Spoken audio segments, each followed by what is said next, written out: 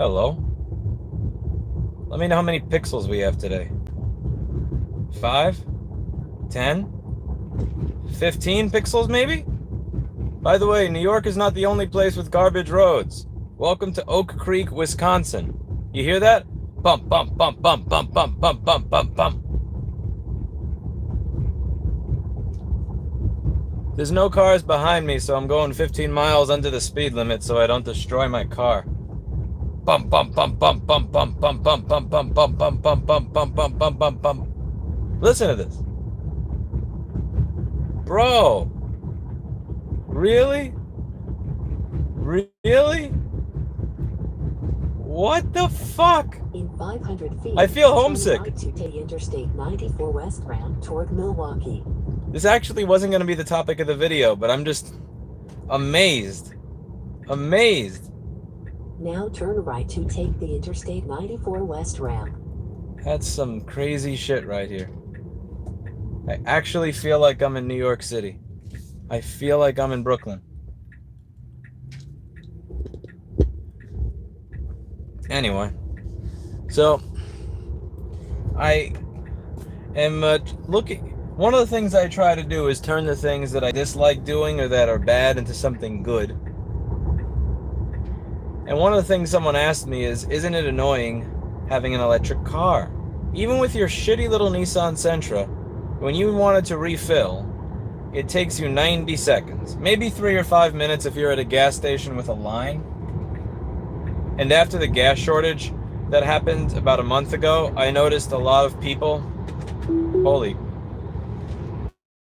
I noticed there were a lot of people that were like staying at the gas station and like really making sure their tank was always topped up and full more often. So I noticed right after that gas shortage thing happened that the gas stations were much more crowded.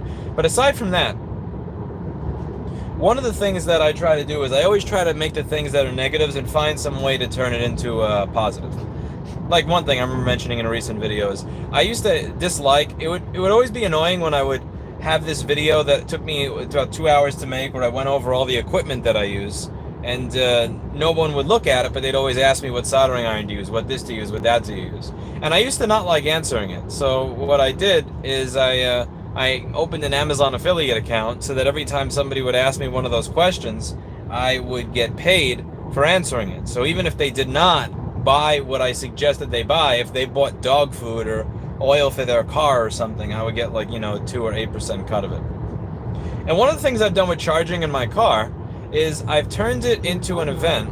Take exit 317 on the right onto Interstate 41 north toward Interstate 43 south, Madison. Hush, Miss Elon. One of the things that I've done is I try to find all the things that I was procrastinating doing, and I actually save it for charging. So here's one example. I used to do my bookkeeping once a day. So once a day I would sit down, I would go through all of my transactions, I would go through whatever menu on whatever website I needed to go through to find a receipt of that transaction. So, if it was like insurance, I would actually log into my insurance provider. After, while I was in the bank section, clicking on my transactions, saying it's this company, it's this type of expense, blah, blah, blah, creating all my filters. But I would go through and actually grab the receipts and PDFs for all of it and all that kind of random crap. So that small stuff like this, or just logging into Unify by WebGilly to post all my orders from my Magento store, eventually went from doing it once a day to once every 2 days to once every week to once a month. And this is one of those things where if you do it once a day, it's the easiest thing in the world. For 5 minutes a day is all you need, 5 minutes. But if you wait until the end of the year, your life will be hell because you may not know where to log in to find that receipt. It may not be available. You may forget what type of charge that is and blah, blah, blah. I'm not going to say who because we're friends and I don't want to blow up their business, but I know people that wait till the end of the year to do this and they are in absolute hell and they wind up handing their accountant a giant mess. So what I've been doing with charging is I find all the little things that I know I've been procrastinating. Like, I know I've been procrastinating and there's no excuse for it. Shut up, Elon. Miss Elon is bothering the crap out of him. I'm going to lower the navigation thing. I know. Shush, you fucking... Anyway. STFU, you... My God. She's, literally saying the same thing over and over and over again. Anyway. So I take all the crap that I was putting off doing and I save it for charging. All the awkward emails that I have to send that I've been putting off sending. Like, so for instance, I was talking with someone who helps with writing business plans recently. One of the things I've learned is that when it comes to running a for-profit business, I'm really, really good at starting with crap and turning it into something. But when it comes to, here's money, now create some change in the world with it, but you're not supposed to profit from it, I'm not actually very good at that. It's good because I don't really have the specific metrics for success. I don't know how much I should be spending on the problem I'm looking to solve. So I'm working with someone who helps you write business plans and really organize your thoughts. I'm more of a Leroy Jenkins type than an organize my thoughts kind of type. And they gave me a bunch of stuff to do. And one thing she said is, why haven't you done X yet? And I said, wow, why haven't I done X yet? And I realized the reason I didn't do it is because it's awkward and a pain in the ass. So I saved it for the 15 minutes while I was waiting for this thing to charge. So I sat there, I wrote out a well thought through email. It's a template that I'm going to send to about 20 or 30 people that I have to have this awkward and annoying conversation with. I got done some bookkeeping. I set up some new shit on auto pay because we've, like, certain insurance companies we've changed over, and it's one of those things where I always say I'm going to do it. I get the bill and then I just pay it because I don't feel like logging in. So you can pay it without logging in, but you have to register an account and log in and set up auto pay. And then I say I'm going to do it later and then I never do. So I take all those little things like that and I do it while the car is charging, so that this way, at least I'm getting two things done at the same time rather than just sitting here and waiting for the car to charge. And one of the things that I've noticed since I got this car is that whatever's bothering me in my life, or whatever's not going the way it's supposed to, or whatever is, whatever thing is something that I should be addressing, I address while charging the car. It's weird because I took a martial arts class for 1.5 years, and at the start of each class, you do a 10-minute meditation. And I also have to do that at home. And one thing that's interesting is that meditating, for some reason, and I've worked with the instructor on this, because I said, this actually makes me more anxious because I'm alone with my thoughts, and he goes over how to do it. I've never been able to meditate as a means to relax. It never worked for me. But for some reason, sitting here and then just going through all the little things I need to do for those 15 or 30 minutes, or 50 minutes if I'm being an absolute crazy person and balancing the battery, actually helps. I just sit there with my thoughts, figure it out. So now what I do is I make a list. Okay, no one cares about you either, and you can go. Get the fuck out of here. Yeah. No one cares about you either, man. Trust me. And now you're gone. Oh God, more Brooklyn. You feel the bump? Bump, bump, bump. This is Greenfield, Wisconsin. Bump, bump, bump. Bump! I feel homesick right now. I used to do this kind of stuff while I was on the train. So I used to save all the crappy work that I had to do. I would try to save all the stuff that, while I was waiting for the train, I would tether to my phone and I would have a seat right next to the stairwell where you could kind of get service. And then when I got on the phone, I'd do all the stuff that I needed to do when I didn't have service. But one thing I noticed is that I kind of lost that time when I started riding my bike. Because you can be on a train and do, kind of busy work, but you can't sit on you cannot sit on a bike that's going 30 miles an hour and do your bookkeeping. That I've noticed. No, it's fine. It's fine.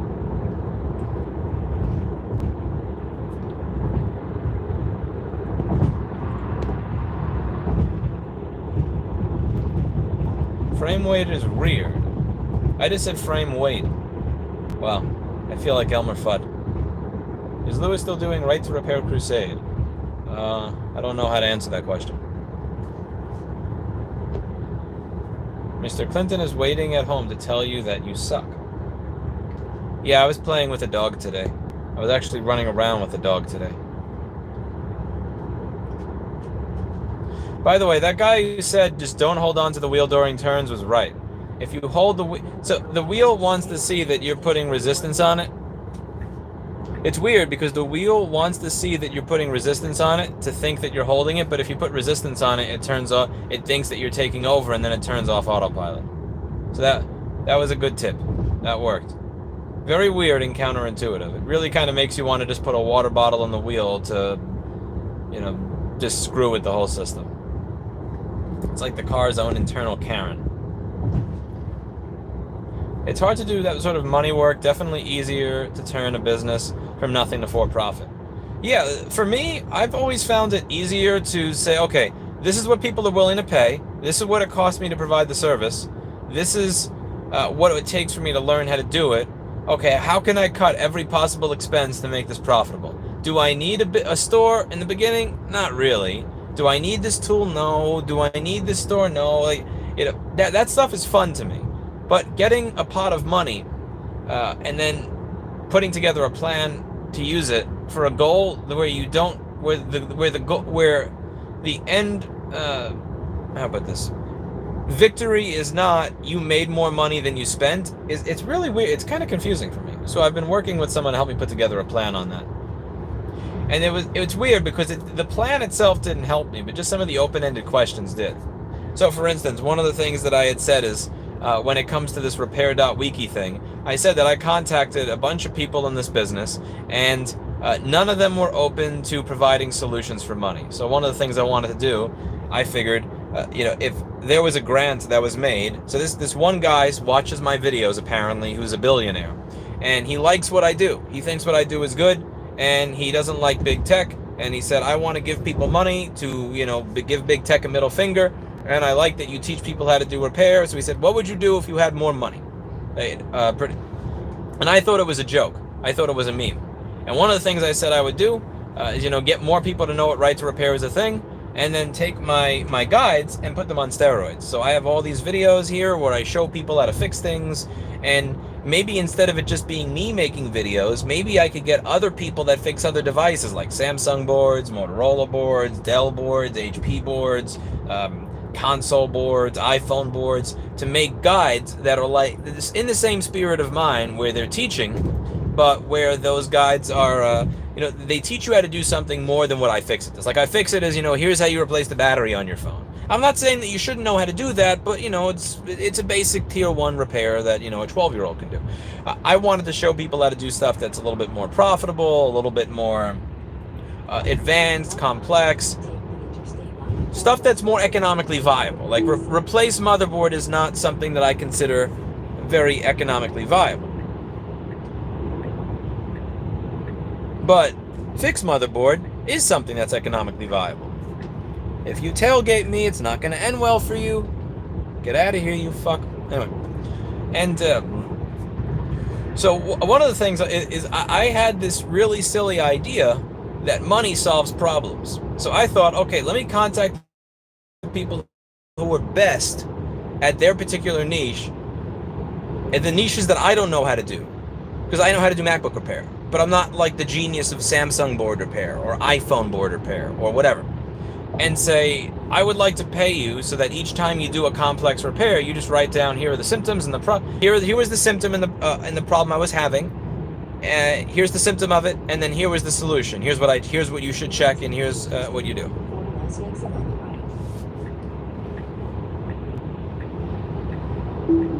Fuck you, you prick. You tailgating fuck.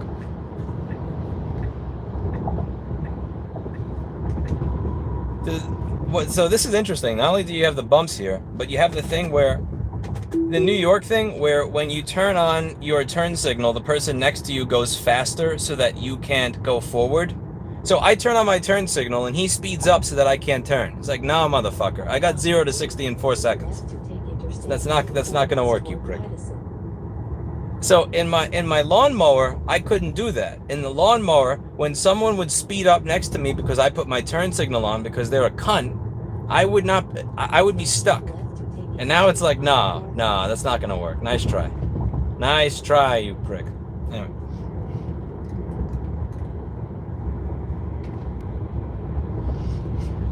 So I was kind of trying to solve that problem with money.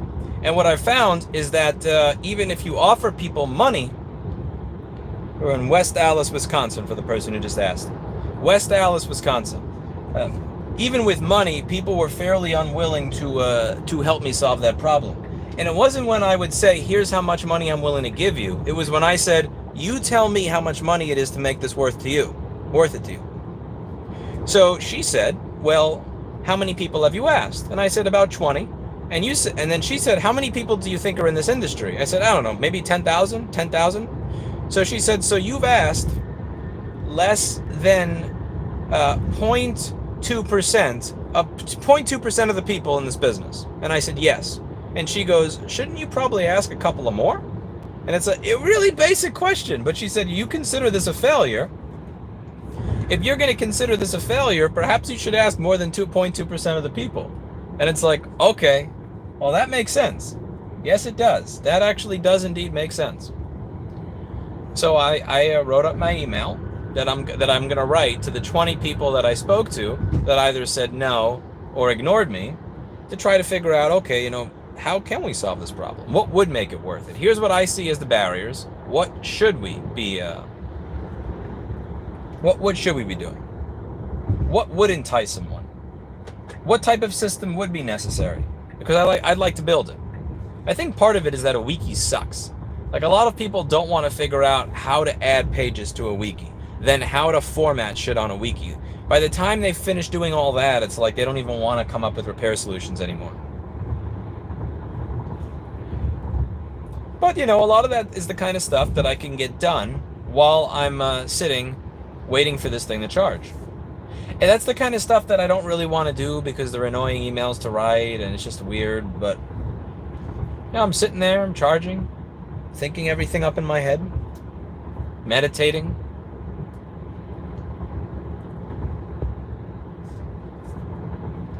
I suppose the issue is that you want to know more about the people you're asking. You're not inclined to blindly ask for fear of finding more Eugenes. It's not even about necessarily finding Eugenes. It's more about, I know the people that I want to get. It's just they have no interest in this. And something tells me they may not really have an idea of what exactly is in this bank account. Maybe what they think that if they tell me more than $100 that I'm going to cringe, that is not even remotely the case.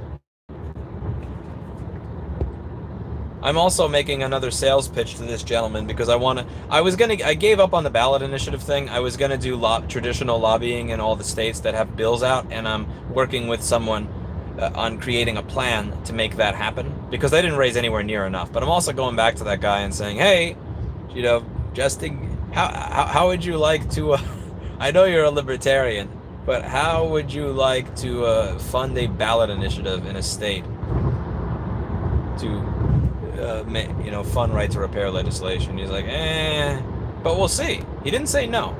I didn't get a no. I was pushing for a no because when someone says no, then there's a reason behind the no, so we can work on the reason of the no. But I was pushing for a no and I didn't get a no, so we'll see. Where are you headed now? I'm heading to Brookfield, Wisconsin, back to my hotel. I'm heading to Brookfield, Wisconsin. Brookfield, Wisconsin. Right to repair was passed, and Apple approached you to head the repair department. Would you consider it? If it was a real job, absolutely, 110%. Again, for me, this is not about pure hatred for Apple. I dislike Apple because of how they treat their customers and how they deal with repair. I also want to solve problems. So if they gave me an opportunity to solve that problem, I wouldn't just sit here and go, I don't want to do it. I would do it. I would join and I would figure out a way to make this shit work. That would be very challenging, but it's a challenge that I would take up. If I was asked to head the independent repair program, where all they do is give you screens and batteries, and they give you screens and batteries at 80% the cost of the device, and you're not allowed to do anything else, and there's no component level repair, and there's no schematics, and there's no diagrams, then no, fuck that. I wouldn't do that. That would be bullshit. That would be complete and utter bullshit, and that would be a waste of my time. But if I were asked by Apple, how can we make our repair program better? How can we make our diagnostics for problems better? How can we serve customers better in the Genius Bar and stuff like that? I would take that job in a heartbeat, because at the end of the day, my disdain for how they have treated their customers as a company is not that is not more important than making customers happy, improving the customer experience, and improving repair. And if I were given an opportunity at Apple where I could genuinely make a difference and make repair better, I would take it in a heartbeat. But if it was a bullshit position, if it was some garbage ass position that was just there so that as a filler, so that they could say that they cared about repair when they didn't, then there's no way in hell I would take that position. But I would completely swallow my pride, shake Tim Cook's hand if it meant that I could make things tangibly better for tens of millions of people. And I do believe I could do that. I do believe that I could create a system that scales. I know I could do that because I've done it. I have had students come to my course. Oh God, she's not gonna shut up. Oh, shut the Why, lady? Why? Stop talking, Miss Elon. You said that already. Oh my God. I'll wait. She's gonna fuck up my train of thought. There's a big truck in front of me. I've taught people who were assistant managers of pizzerias how to do board repair in 3 days, and they went on to start successful companies. So when people say you can't scale this, you can't teach people how to listen, Lewis, you're a genius, but you can't teach normal people how to do what you do. Bullshit. I'm not a genius. I'm a fucking moron. Every time I see that you're a genius in my comments, I cringe so badly. Because these people have no concept of what a moron I actually am. No concept whatsoever. They have no idea the stupid decisions I make on a regular basis.